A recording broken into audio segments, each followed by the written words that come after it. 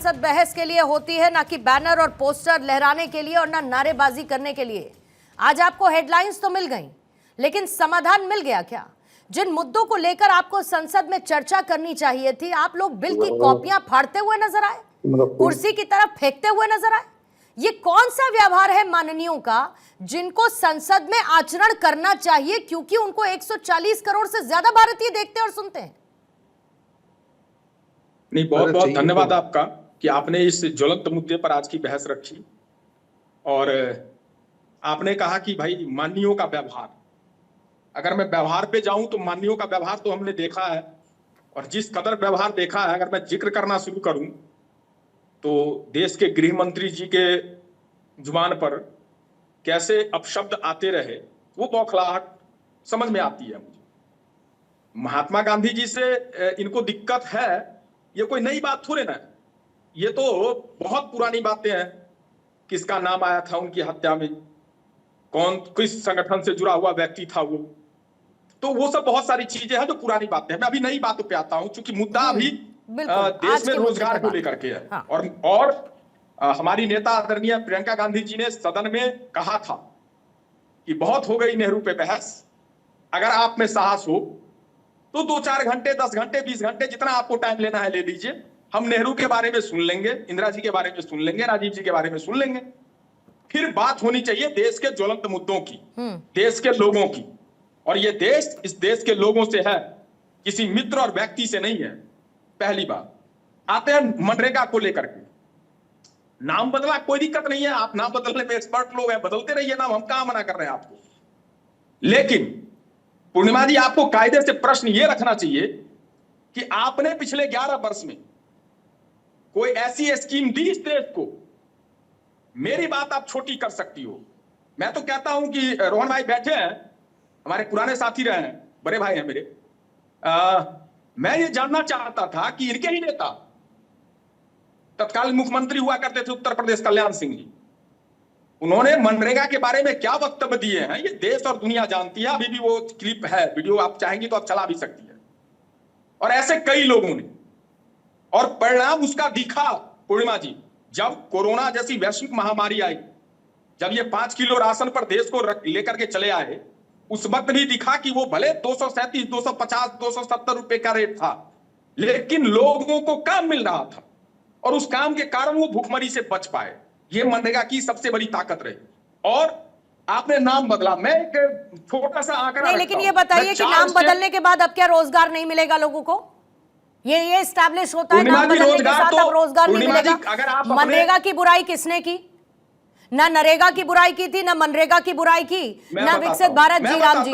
आप उन संशोधनों की बात साफ करिए। सुन एक सेकंड सर, आपने कहा इनको जो करना है कर ले, ये देश की जनता तय करेगी। तो देश की जनता ने तो चुनकर आप लोगों को और इनको बिठाया संख्या बल के हिसाब से, ताकि सदन में चर्चा हो सके।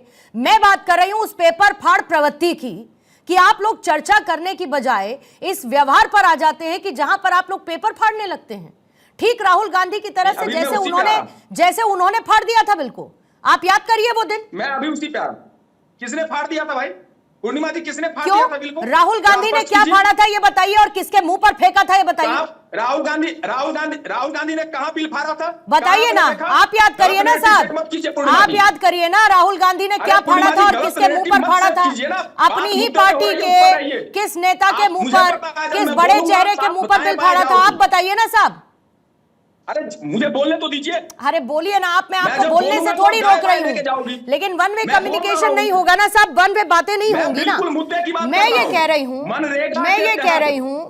कह रही हूँ आपसे कि आप मेरी बातों को नजरअंदाज कर दीजिए। आप वो अध्यादेश का फाड़ना मनमोहन सिंह के सामने राहुल गांधी का भूल जाइए, मुझे कोई तकलीफ नहीं है, और ना मेरे को आपको इतिहास में खंगालना है कि किसने क्या किया। मैं ये कहती हूं कि अगर इस बिल में ऐसी कोई बात है जो जिनको ग्रामीणों को गारंटी दे रही है रोजगार की, अगर उसमें कोई समस्या है तो उस पर बात करिए ना। ये व्यवहार आप क्या रखेंगे संसद के अंदर? आप बोलने देंगी तो मैं बता रहा हूं ना। ठीक है, फिर आप अकेले बोल लीजिए, बाकी सबको मैं नमस्ते कह देती हूं। पूर्णिमा जी, पिछले बरस का डेटा उठाया, आपने 2 बातें बोली। किसने विरोध किया मनरेगा का? देश के आदरणीय प्रधानमंत्री जी ने सदन के पटल पर खड़े होकर के कहा कि मनरेगा कांग्रेस का क्या है, मैं शब्द भी इस्तेमाल नहीं करूंगा, वो प्रधानमंत्री कर सकते हैं, और मैं इसको जिंदा रखूंगा। और आज आज आप कह रही हैं कि किसने विरोध किया। विरोध मैं आपको बता रहा हूं कैसा विरोध है, ये समझिए। इसके इसके क्रोनोलॉजी पे आते हैं।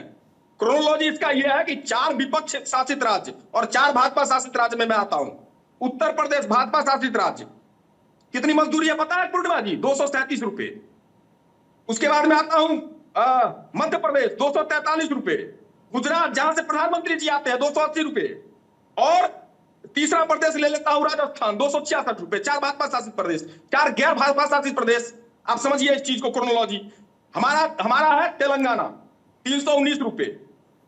सॉरी, तमिलनाडु 319 रुपए, तेलंगाना 300 रुपए, पंजाब 322 रुपए। ये फैक्ट और फिगर है। लेकिन आज बात उस पर नहीं है। आप पिछले बरस 50% रोजगार नहीं दे पाए, ये दिक्कत आ रही है पूर्णिमा जी। मुद्दे के बीच में आना पड़ेगा। ये लफाबाजी नहीं कि 125 दिन कर देंगे।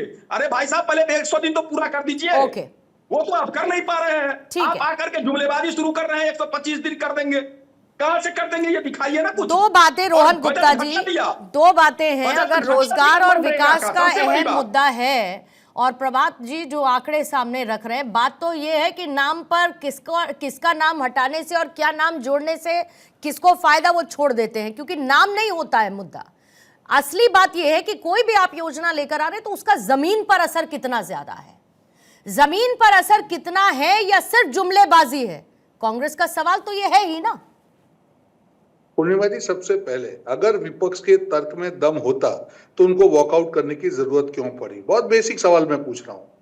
अभी आज शिवराज जी ने सुबह प्रेस कॉन्फ्रेंस की, उन्होंने कहा कि करीब 98 विपक्ष के नेताओं के बयान, सुझाव, क्रिटिसिज्म सब उन्होंने सुना, और आज वो सब उन्होंने नोट किया, और आज वो जवाब देने खड़े हुए। तब इस प्रकार से पत्तों को फाड़ के, ये क्या हमारी लोकतांत्रिक प्रक्रिया, ये संसदीय प्रक्रिया? आप करिए ना, डिस्कशन करिए ना। आपके 98 सांसदों ने बोल लिया, आपके जो भी विरोध थे सब सुन लिए सरकार ने। अब मंत्री जी खड़े होकर उसका जवाब दे रहे हैं, आपको जवाब नहीं सुने। इसका मतलब क्या है पूर्णिमा जी? क्या अराजकता फैलाना आपका पहले से ही निश्चय किया हुआ काम है कि आपको डिस्कशन होने ही नहीं देना है? और इसीलिए विपक्ष की विश्वसनीयता कम होती जा रही है पूर्णिमा जी।